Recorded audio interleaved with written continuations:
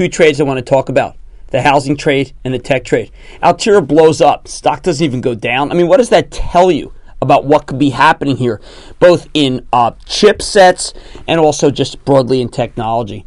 Taking a hard look at Oracle here, it shouldn't be down as much as it is.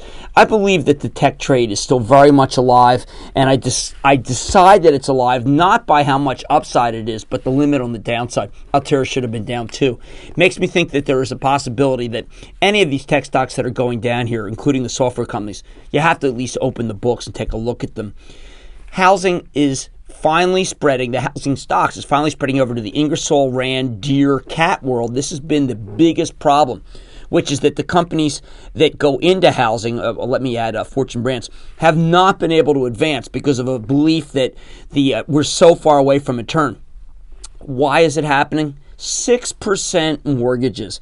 If you're a national home builder, you can now pick and choose and say, you know what, I'm not going to build anymore in the Northeast, but this Texas market is really hot. I think we're seeing a return to regional areas that are strong. I think that the stocks are beginning to go up, not because everybody's short them and covering, and not because the recovery is 6 months away, but because the decline in mortgage rates is making it so that you can build again in select areas. There is demand. We're still a growth country. People will still buy houses with mortgage rates this low because they don't want to lose the rates. Away from that, I don't know, struggling over drugs and oil. Oil due for a little decline.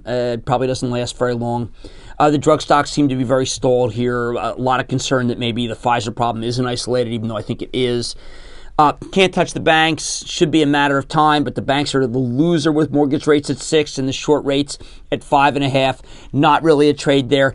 I see a lot of that financial money, therefore, going to brokers, where I believe, point blank, I'm looking at you and I'm telling you, that all of the brokers' firms' numbers are too low. If I were an analyst right now following Goldman, I would make a call tomorrow and say, listen, the numbers are too low. You got to buy the stock.